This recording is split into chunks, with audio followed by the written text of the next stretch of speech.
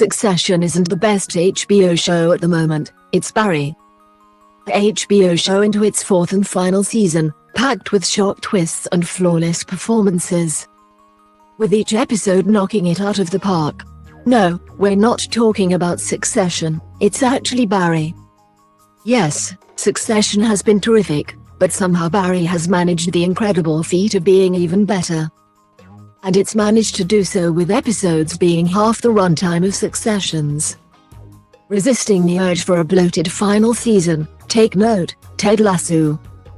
In its final season, Barry feels very far indeed from the black comedy concept of its first season, where Barry Berkman, Bill Hader, an ex-Marine turned hitman, took up acting to find a new sense of purpose in life.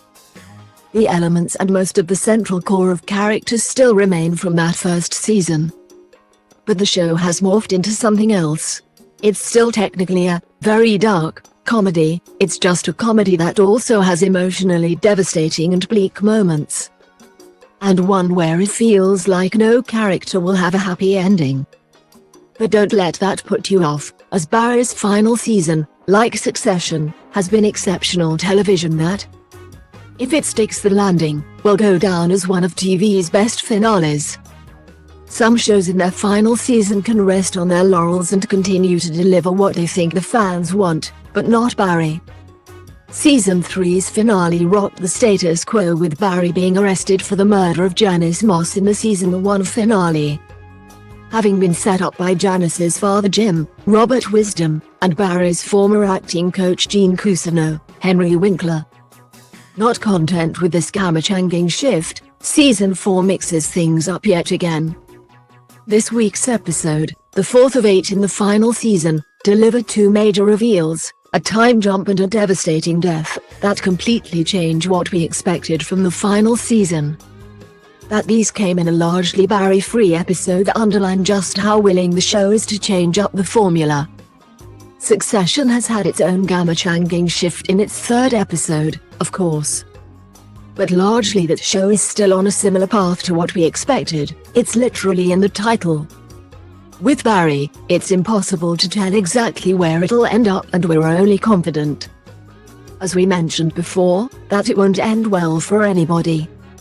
For some shows this could be an issue, but with Barry it's kind of the point.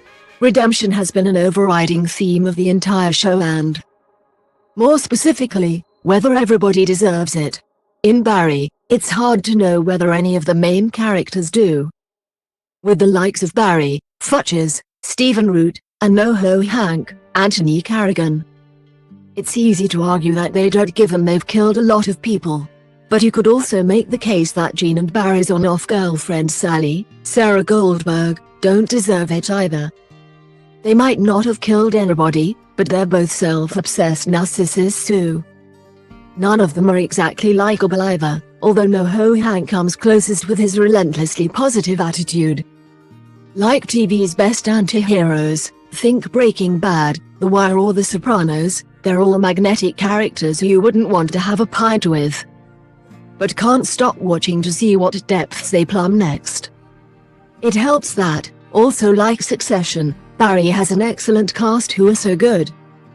It's impossible to pick a standout. They've lived these characters for 4 seasons and have made them authentic people, even as they're doing ridiculous things like acting out a one-man show for a journalist instead of doing an interview. The element that has really lifted Barry to become the best show on TV right now though is Bill Hader, who has stepped up to direct all 8 episodes of the final season as well as writing 3 of them.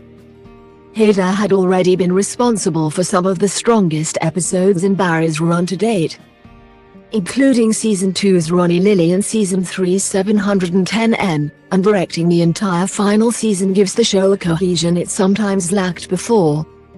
He has a wonderful eye for a sight gag and unique framing for action sequences that no other director on the show can match. Previously, a Hader-directed episode guaranteed that you were in for a brilliantly shot episode with at least one inventive sequence. Now you get such moments in every episode, such as a hilarious fixed camera sales pitch from NoHo Hank and Christabel, Michael Irby, and a quite terrifying fourth wall breaking acting lesson by Sally. These visual flourishes keep up the heightened, often surreal, world that Barry takes place in. Despite its subject matter getting darker and darker, there's simply no other show where you'd have a failed assassination attempt by two podcasters who use dodgy technology. Oh, and their handler is played by Guillermo del Toro. It might seem like a bold claim to say Barry is better than Succession, but we're still making it. It's no slight on Succession, it's just a reflection of how Barry has upped its already impressive standard to new heights in its final season. Barry might not end well for any of its characters, but you'll have the best time watching their inevitable downfalls. Barry and Succession air on HBO in the US and Sky Atlantic in the UK. You might also like Animal Crossing New Horizons is finally announced on Nintendo Switch. How to watch Amazon Prime on your TV, smartphone and tablet, and enjoy Good Omens online. Nintendo to release 2 new Switch consoles this year,